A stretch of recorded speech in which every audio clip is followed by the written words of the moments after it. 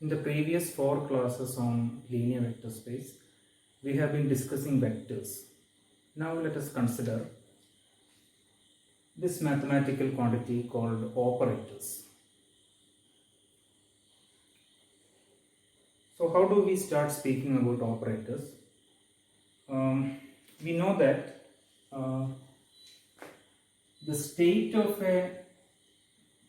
this we have concluded from the discussion on Stern-Gerlach, sequential Stern-Gerlach experiments, that a quantum state, the state of a system, is represented by a vector in a complex vector space. Okay, so this we know. A state of a system is represented by an abstract vector in a complex vector space.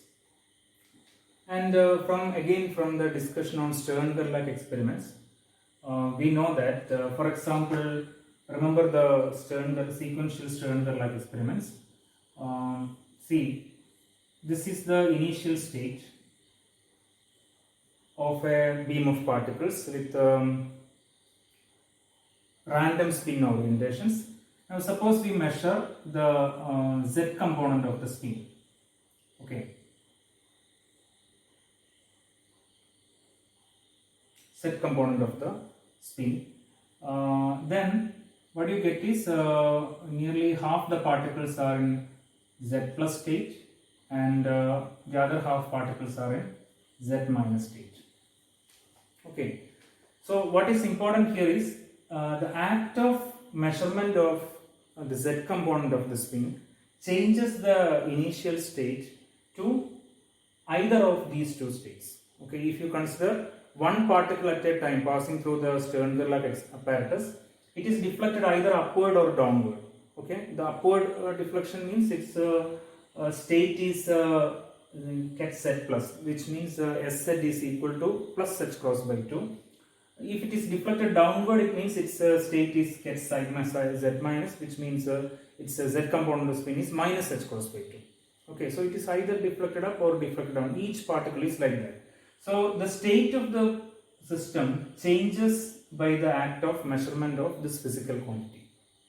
Again, if you consider another state, suppose this is blocked here, and taking this z plus, nearly half the beam are in z plus state with sz equal to plus h cross by 2. Now suppose we measure x component of the spin. Then what you see is that out of these particles, okay, again nearly 50% will be in x plus state with sx equal to plus h cross by 2. The other half will be in x minus state with sx equal to minus h cross by 2. So again we see that the act of measurement of a physical quantity, this time x component of the spin, changes the state from ket z plus to either x plus state or ket x minus state. So the point is that the act of measurement of a physical quantity changes the state of a system. Okay. Now here we see that state of a system is represented by an abstract vector in a complex vector space. Okay. It means that a physical quantity should be represented by something that changes. If you start from here, okay, how do we represent a physical quantity mathematically? Using which mathematical object? So our mathematical object should be able to change the vector in the vector space, because this we know that the measurement of the physical quantity changes the state of the system. State is represented by a vector, which means that the physical quantity should be represented by something that changes the vector. Okay, so if there is a vector in an abstract space, okay, consider a vector like this. This is our state. Then our physical quantity, let's say this one, should be something that changes the state. Okay. So a mathematical object that changes the state of a vector, changes a vector, is an operator. Okay. So that means the physical quantity should be represented by, okay, an operator.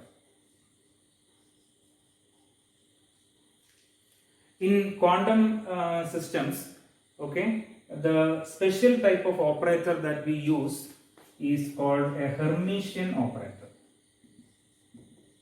We will define a Hermitian operator a little later. So let us try and understand that the physical quantity is represented by a Hermitian operator. Okay, the motivation is this: we need a mathematical object that changes the state. Okay, the measurement of a physical quantity changes the state. Okay, and the state is represented by a vector. So naturally, the physical quantity should be represented by something that changes the state. And from the mathematics of vector space, we know that something that changes a vector is an operator that is acting on this vector space. So physical quantity is represented by a Hermitian operator that acts on the vector space of the abstract vector space of the system. Okay, the Hermitian operator that acts on the vector space of the system. If ket alpha represents a vector in an abstract vector space, then the operator, the physical quantity is represented, let's say the physical quantity is represented by some operator A. Then this operator A acts on the ket vector from the left. Okay, the operator A, which represents a physical quantity, acts on ket vector alpha, which represents a state of the system, from the left. Mathematically, the operation is from the left to the ket vector. Okay. Now we will see the properties of operator, its algebra in detail. This was the first sequential Stern-Gerlach experiment that we considered. From this we can deduce something about an important property of operators. Here we see that in this state, in the initial state psi ket psi n, when we try to measure the z component of the spin, state changes to half the particles in ket z plus state and half in ket z minus state. So we can say that in general, if there is an operator A acting on a state alpha, this state changes to a new state beta. Here instead of A we have S set. Instead of ket alpha we have ket psi n. Instead of ket beta we have ket z plus and ket z minus. Z plus or z minus. So in general, when an operator, when you measure a physical quantity in a state, the state of the system changes. In general, mathematically we can say in general, when an operator acts on a ket, it changes to another ket. Ket alpha changes to ket beta. But look at here. When you take this ket z plus as the input to the next Stern-Gerlach apparatus, which again measures the z component of the spin. Okay, suppose there are some 2000 particles here, then nearly 1000 particles will be having ket z plus and nearly will be in the state ket z plus. Nearly 1000 particles will be in the state ket z minus. This beam is blocked and this nearly 1000 particles are fed into a Stern-Gerlach apparatus, which again measures spin in the z direction. Then what you see is that all these 1000 particles remain in the same state with Sz equal to plus h cross by 2. Okay, so this is something special. Measurement of z component of the spin does not change the state of the system. Okay, so here the measurement of the z component of the spin changes the state of the system. Okay, which can be generally written like this. But here measurement of the z component of the spin does not change the state of the system. It means that this state, ket z plus, is a special state, a characteristic state for this physical quantity, Sz. Okay, and this characteristic state is called eigen state or eigen ket. So we can say that if an operator A, okay, this type of physical quantity is represented by an operator, it acts on this special ket, let us say ket A, then what you get is the same ket multiplied by a constant. Okay, remember that earlier in the discussion on vectors we have said that a vector multiplied by a constant represents see, you have a vector ket alpha. if you have another vector c times ket alpha, it represents the same physical state. Both ket alpha and some constant times ket alpha represent the same physical state. So ket A as well as some constant lambda times this is a scalar. It can be a complex scalar in general. So this scalar times ket A represent the same physical state. Okay. So the point is that in this type of a vector, special vector, when an operator acts on this type of a vector, you get the same vector.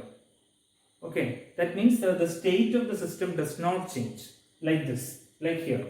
When you measure the z component of the spin in a beam of particles which are already in ket z plus state, that means sz equal to plus h cross by 2, all these 1000 particles remain in the same state. State does not change by the act of measurement of the physical quantity. So this state is a special state or characteristic state of this physical quantity which we call eigenstate. Ket z plus, similarly ket z minus also is an eigenstate of the physical quantity Sz. Or we can say this ket A is an eigenket of the operator A. So this is called an eigenket. Okay, and this scalar lambda is called eigenvalue.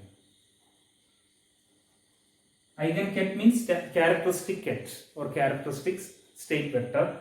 Eigenvalue means characteristic value.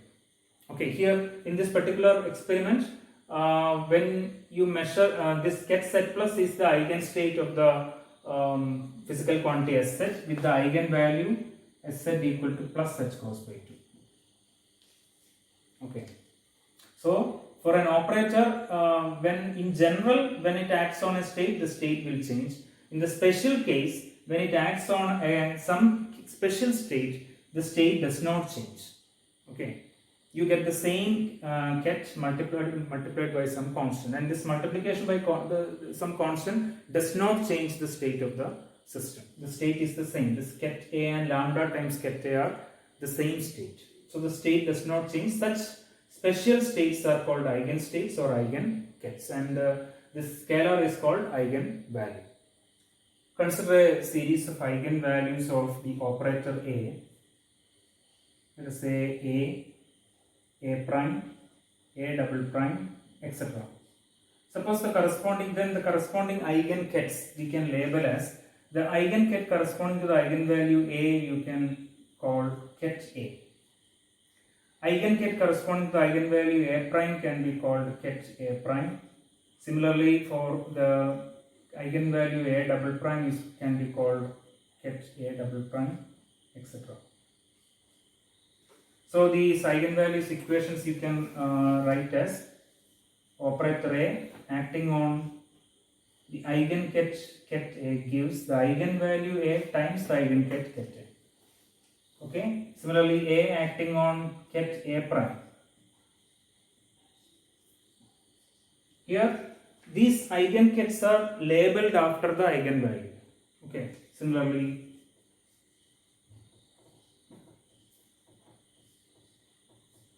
etc. If we come back to our sequential Stern-Gerlach experiment, these eigenkets, ket z plus, you can label it in many different ways. So the different ways of labeling these eigenkets are, one method is you can write it like this, ket Sz plus, which means the physical quantity being measured is Sz, okay, and the eigenvalue is plus h cross by 2. Or you can write simply plus h cross by 2. Eigenvalue is plus h cross by 2, so eigenket is ket plus h cross by 2, or simply ket plus, or like this. That means it corresponds to upspin. This is also called upspin state.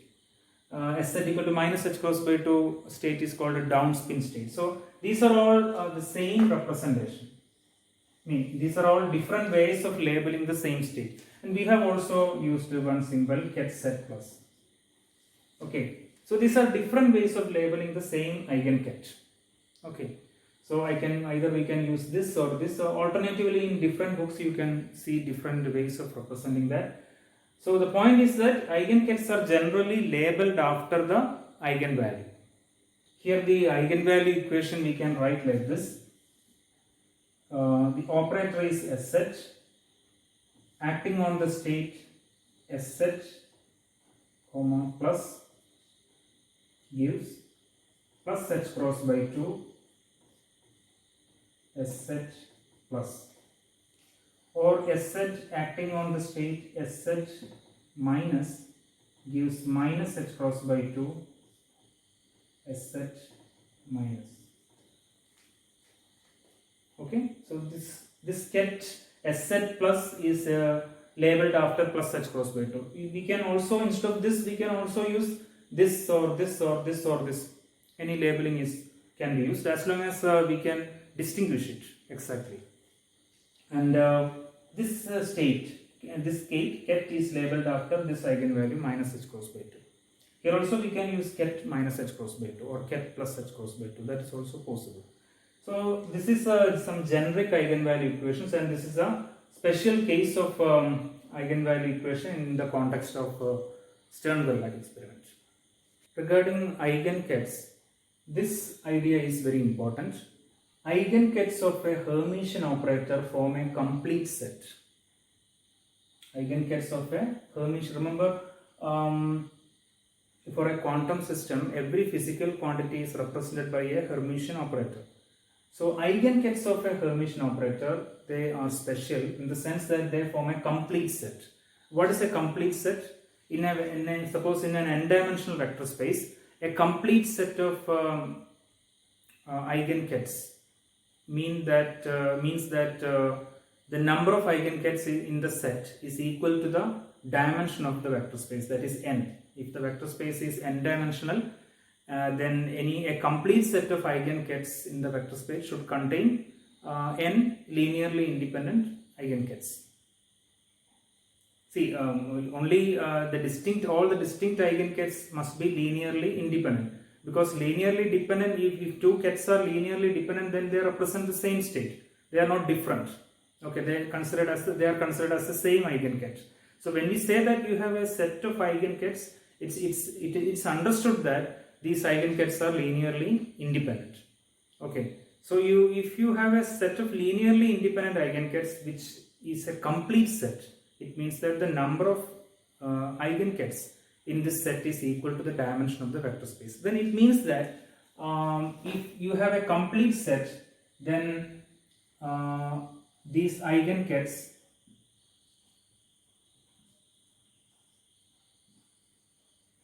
can act as the base vectors or basis vectors of the vector space. So if you have a complete set of vectors, then naturally they can act as the base, these vectors can act as the base vectors or basis vectors of the vector space, which means that any general vector, let us say ket V, okay, a general vector in the vector space can be expressed as a linear combination of these eigenkets. Okay, something like C1 ket 1 plus C2 ket 2 plus C3 ket 3 plus etc. Cn ket n. Or we can write it like summation over Ca ket A from 1 to n, where these coefficients C1, C2, C3, etc., Cn are all in general complex coefficients. So if these eigenkets, this ket A or ket 1, ket 2, ket 3, etc., are the eigenkets of a Hermitian operator, they form a complete set. That means they can act as the base vectors of the vector space, which means that any general vector in the vector space can be expressed as a linear combination of these eigenkets, where the coefficients are in general complex.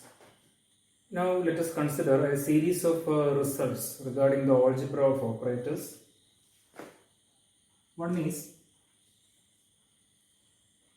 if an operator x act on ket alpha, well, ket alpha is let us say ket alpha is an arbitrary ket in a vector space, then if operator x acting on ket alpha is same as operator y acting on ket alpha.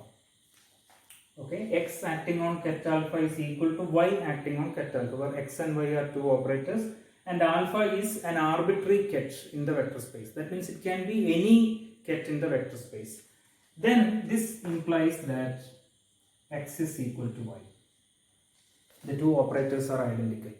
So two operators are considered to be identical only if they satisfy this type of a relation. Here the important point is that this such a x ket is equal to y times the same ket. This can be true for a special ket, let's say ket 1, but it may not be true for ket 2. Okay, so this type of a relation should be satisfied, or this type of a relation should not be valid for a single ket, a single special ket, but not for all the other kets. Not like that. This type of a relation should be valid for any, if you pick any arbitrary eigenket from the vector space, this relation should be valid. Then we can say that x is equal to y.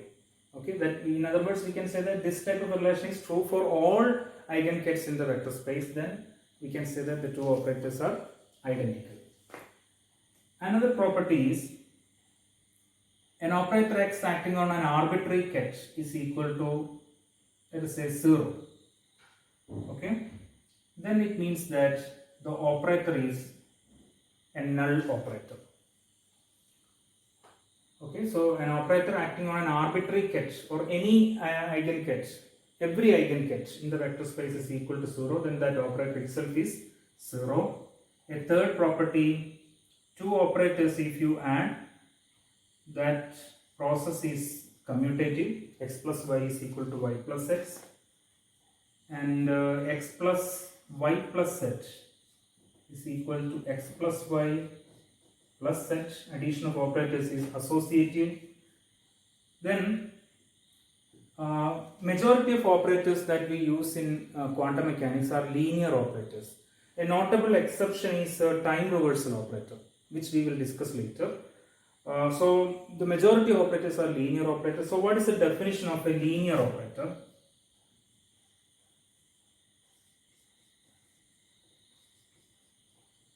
Okay, linear operator means if an operator acts on a linear combination of two eigenkets like C alpha ket alpha plus C beta ket beta.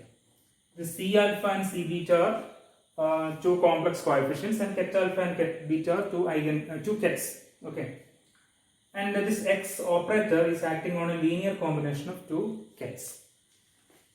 Then this is equal to the same linear combination of the operator of the kets obtained by acting the operator on each ket. So we can say C alpha times X acting on alpha plus C beta times X acting on ket beta. Okay, so it's the same linear combination of the kets obtained by the operator acting on the old kets. Okay, x times ket alpha is another ket in general, and x times ket beta is maybe ket alpha prime, and x times ket beta is, let us say, ket beta prime, another ket. So it's the same linear combination of the new kets obtained by the operator acting on the old kets. So this type of a property is called a linearity property, or an operator satisfying this type of a property is called a linear operator. So majority of operators that we are going to encounter are linear operators. Okay, then let's continue.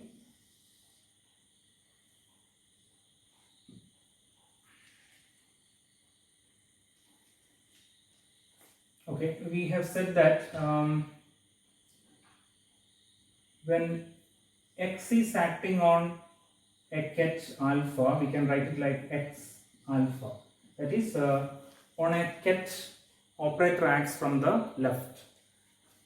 Now, suppose we have a bra vector beta and an operator is acting on it, then the operator acts on the bra vector from the right.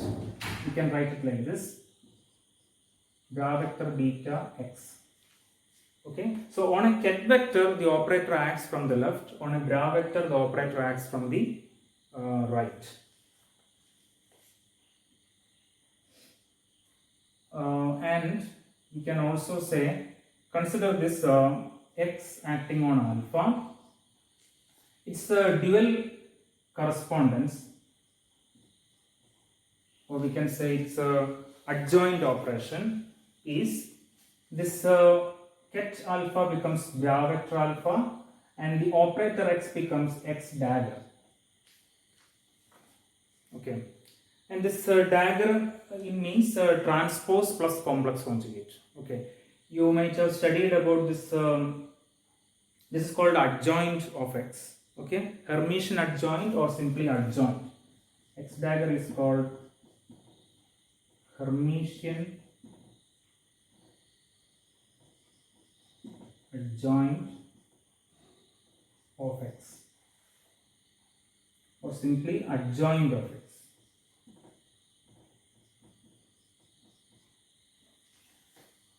You might have studied this in matrices. Okay, if you take the adjoint of a square matrix, it means transpose and complex conjugate.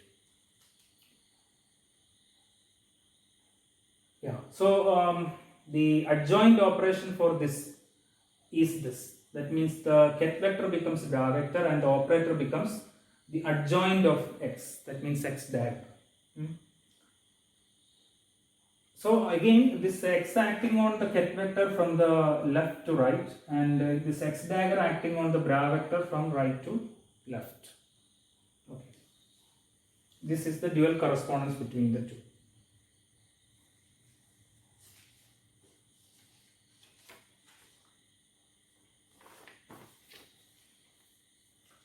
Then another property is, in general, we can say xy is not equal to yx.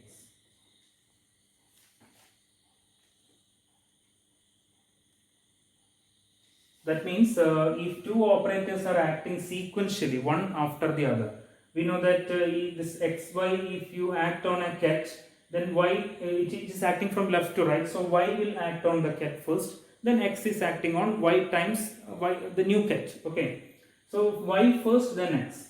Yx means x is first acting on the ket, we get a new ket, and y is acting on the new ket. So here the order of operation is reversed.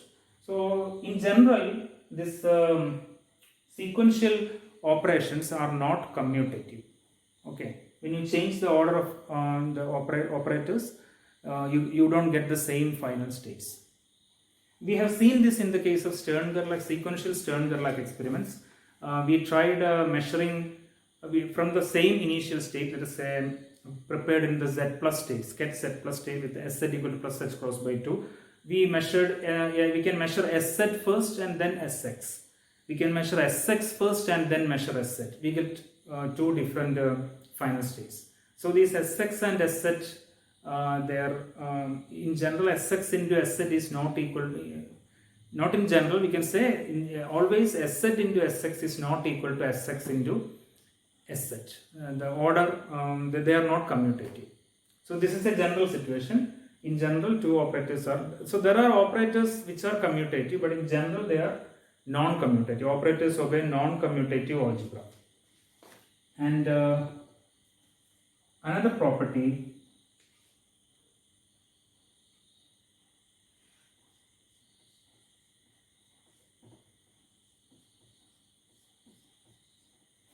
okay, the sequential operations is associative. Okay, then consider this x, y acting on a ket alpha. Then it means, this I have stated earlier, first y acting on ket alpha, after that x acting on the new ket. Y acting on ket alpha, the state may be different, it becomes ket beta maybe, and x is acting on the new ket. Okay, Yeah. What about this is when two sequential operations happen on the ket vector. What about bra vector? Suppose we have a bra vector beta and x, y are like this. So which means first x will act. See, these operators are acting from right to left. So the leftmost operator will first act on the bra vector. Okay, and then the next operator y will act on that. So when the two operators together act on, or sequentially they act on a ket vector, the rightmost operator will first act on the ket vector and then the next one, like this.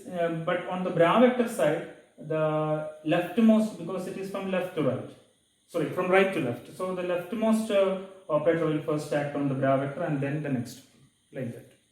Let's consider one more property of operators, number 10. Consider this quantity, bra vector beta, an operator x, and a ket vector alpha. Okay, what type of a quantity is this? We can look at it in two ways. This operator x can act on either this ket vector or this bra vector. Okay, so let us rewrite it like this. Bra vector beta, operator x acting on ket alpha, so which I can write as x, ket vector x alpha. I am taking this x inside here, let us say. Now here, this is a bra vector and this is a ket vector. Operator x acting on ket alpha will become another ket vector, maybe ket gamma. Anyway, this is a ket vector and this is a bra vector. A bra vector and a ket vector acting like this is an inner product between bra vector and ket vector. So this is an inner product and the result is a complex number.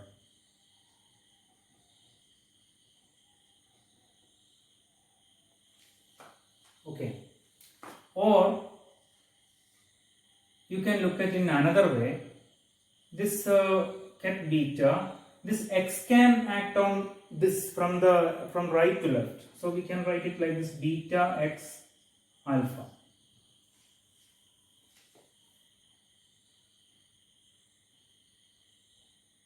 Okay, we can interpret it like that. Okay, then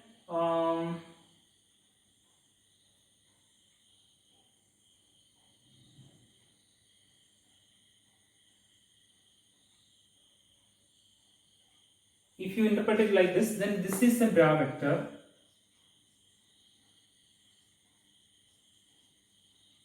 and this is a ket vector. Again, what you get is a complex number.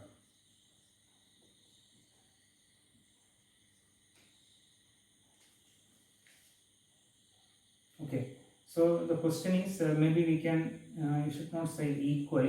Let us say this is one way of interpreting and this is another way of interpreting. That means the same quantity, we can either think that this x is acting on ket alpha and look at it like this, or we can say that this x, this operator is acting on the bra vector beta and look at it like this. That means my point is, why I am putting this question mark here is, there are two ways of interpreting the same quantity. Okay, either this or this. Both cannot be equal always. Actually, both can be equal in some cases, but we will look at it later.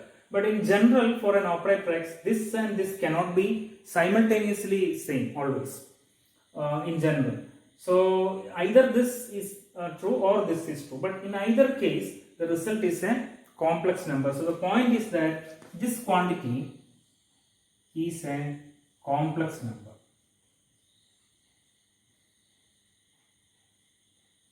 This is the inner product between a bra vector and a ket vector. So the bra vector can be like this and the ket vector can be like this. That's one possibility. Or the bra vector can be like this and the ket vector can be like this. But in either case, either this or this, this quantity is a complex number. We will see this type of quantities a lot in many calculations. So understand that when you encounter a quantity like this, a bra vector, a ket vector, and in between an operator, then this is a complex number in general. Consider this result. X and y are two operators. Then xy whole dagger. This dagger is Hermitian adjoint. This is equal to y dagger x dagger. Now let us verify this. Verify this result. Xy dagger equal to y dagger x dagger. That means the order will be reversed when you take the complex conjugate, the adjoint, Hermitian adjoint of, or transpose and complex conjugate of product of two operators. Okay, in order to verify that, let us say consider xy acting on ket alpha. Xy acting on ket alpha. Let us consider x is an operator, y is an operator, so xy is an operator. Consider xy as a single operator. Then what is the dual correspondence of this relation? In other words, what is the adjoint of this relation? The adjoint is ket alpha will become bra vector alpha, and this operator you have to take the Hermitian adjoint, that is xy. Consider xy as a single operator, so xy dagger. Let's call it equation 1. This is not actually equation, this is a dual correspondence relation. Okay, we get this. Now again come here, x, y alpha. Now this we can act as, first y is acting on alpha and then x is acting on ket alpha. So this I can write as x, y alpha, which means operator y is acting on ket alpha and we get a new ket, x is acting on this new ket. Okay. Let us take the dual correspondence of this relation. So maybe I can write this as x alpha prime, ket alpha prime, but ket alpha prime is y alpha. Let us take the dual correspondence of this relation. What is the dual correspondence? Ket alpha prime becomes bra vector alpha prime, x becomes x dagger. But what is this bra vector alpha prime? Bra vector alpha prime is what? Alpha prime is nothing but y acting on alpha. So this is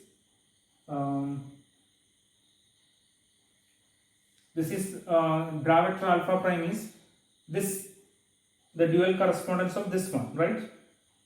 So what you have is bra vector alpha becomes, sorry, ket alpha becomes bra vector alpha and y becomes y dagger.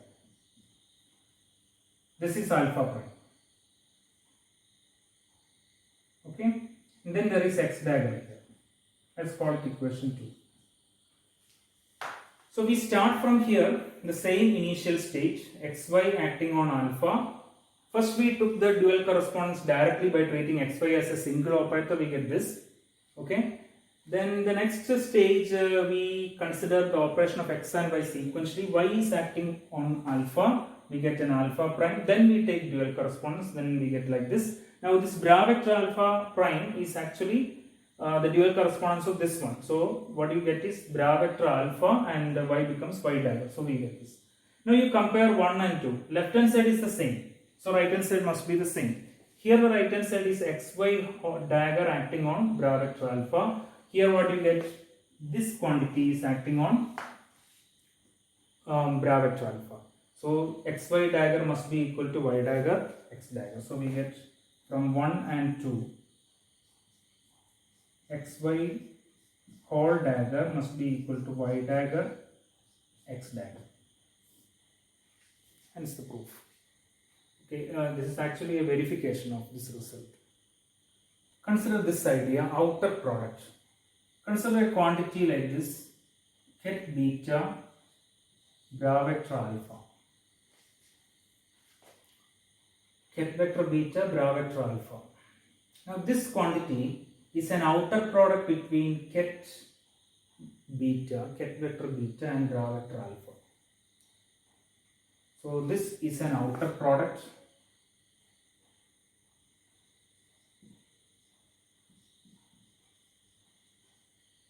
Outer product between ket beta and bra vector alpha, and this quantity is an operator.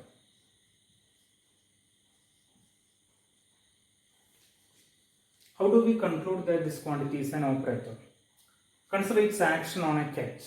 Okay, so consider this ket beta bra vector alpha acting on a ket gamma. Okay, so this is a ket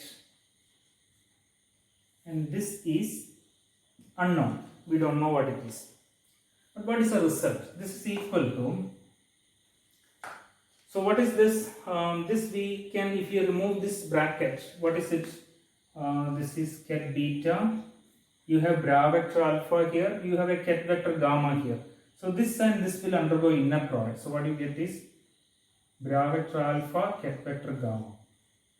There is an inner product here. Look at here. This is a ket. What is this?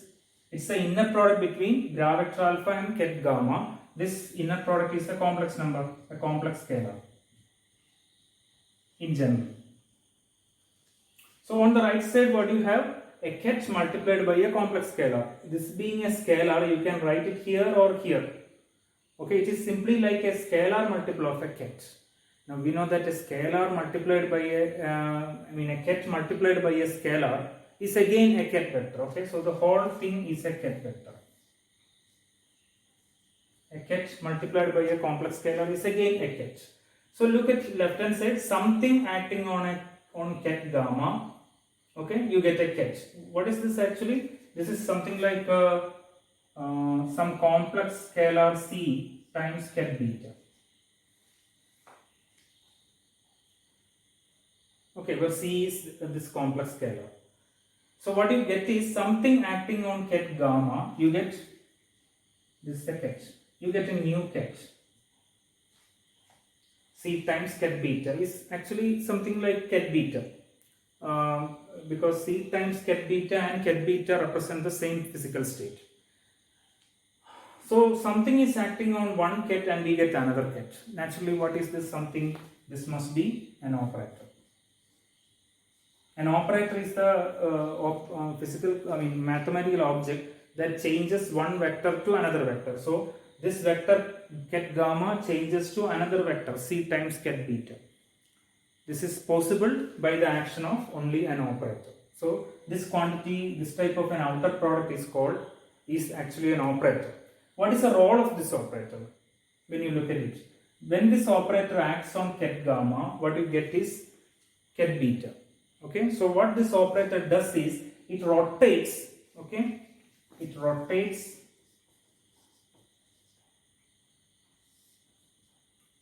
ket gamma to ket beta. So it rotates one vector along the direction of another vector. In this particular example, it rotates ket gamma along the direction of ket beta.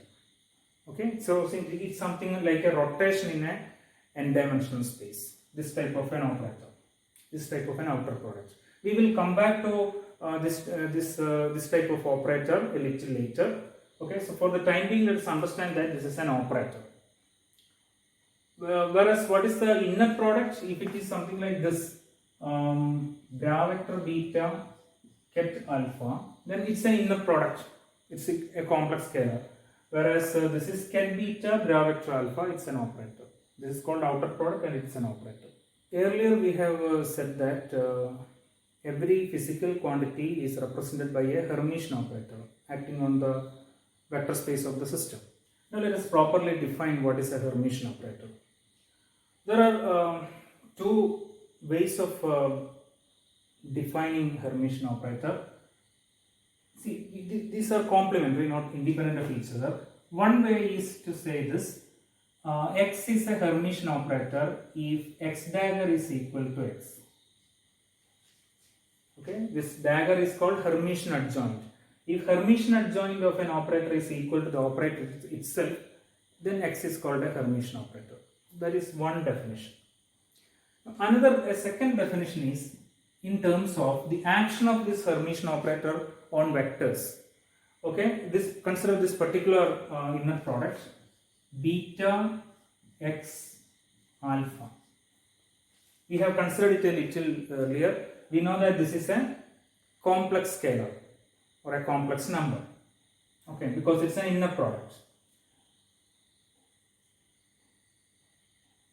Now suppose x is a Hermitian operator, then how does we can modify this, we can rewrite this. See, this we can write as beta x alpha. Okay, see, x is acting on the right, from left to right on the ket, so this is x alpha. Now we can start from the left side. This time we can demand that x is acting on the bra vector beta. Okay. Now if x is acting on the bra vector beta, then x will become x dagger. Okay. When it is acting on the bra vector beta, then that means we have to take the Hermitian adjoint. So by default x is acting on the ket vector from left to right. If you consider it acting on the bra vector from right to left, then we have to take the dagger. So it is beta x dagger alpha. But from the definition of Hermitian operator, x dagger equal to x. So this x dagger is same as x. So this is equal to beta x alpha. Let's call it equation 1. This is equation 2. So one definition of Hermitian operator is, see here, equation 1 and equation 2, left hand side is the same, so right side must be the same. That means beta x alpha is equal to beta x alpha. What does it mean? See, the scalar product between two vectors, or inner product between two vectors, is the same whether the Hermitian operator acts on the ket side or the bra vector side. Okay, we have this inner product beta x alpha. Whether if x is acting on ket alpha, then the inner product will be like this. If x is acting on bra vector beta, then the inner product will be like this. Actually it is like this, but because x dagger equal to x, it will be like this. So if you combine them, look at them together, whether this see here beta x alpha, whether this x is acting on ket or it is acting on the bra vector, the result is the same. Then such an operator is called a Hermitian operator. So this can be considered as the definition. This can also be considered as an alternate way of defining it. And this result is often written in this way.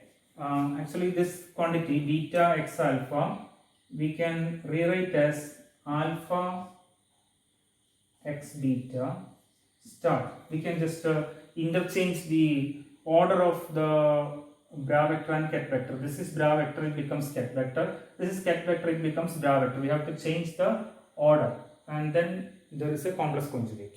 Okay, this is the first axiom of inner product. When you change the order of vectors in the inner product, there will be a complex conjugate. Okay. So this quantity I can write as alpha x beta star. I can keep this operator x in the middle. Okay. Then our result is we started with here, that is beta x alpha is equal to alpha x beta star. Okay. So either this or this. Either this or this can be considered as the definition of Hermitian operator. Okay. So in an inner product, it's irrelevant whether Hermitian operator acts on the ket side or the bra vector side, or more formally we can write it like this: beta x alpha is equal to alpha x beta star. So either this or this can be considered as the definition of Hermitian operator, or this can be considered as the definition of Hermitian operator. We will look at more properties of Hermitian operator in the next class. So in this class, what we have done is we have introduced the operator. We have seen what is the motivation for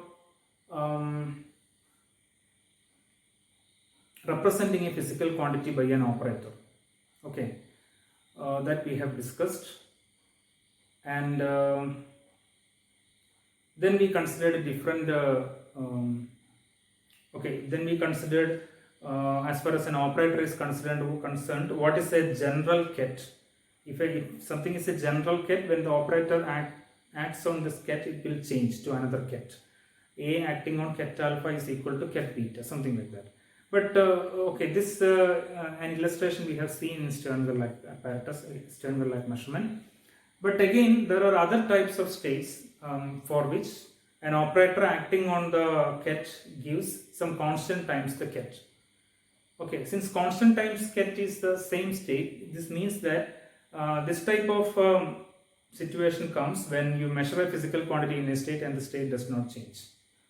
Okay, so such states are special states or characteristic states, and they are called eigenkets. Eigenstates or eigenkets.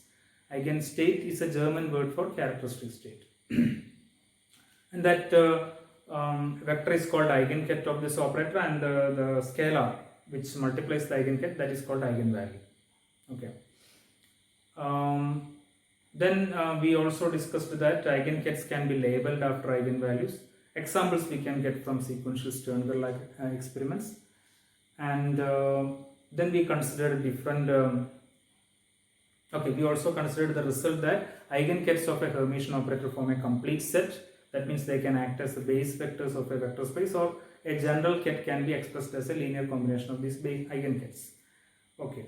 Then we considered different algebra, a lot of results regarding operators, the algebra of operators we can say. And finally, we have defined Hermitian operator. Then we have also considered some identity like xy whole dagger is equal to y dagger, x dagger. Okay, so these are some basic results that we have gathered in the case for operators. Okay, so in the next class we will continue with the Hermitian operator, and we will discuss different properties of eigenkets and eigenvalues of Hermitian operator.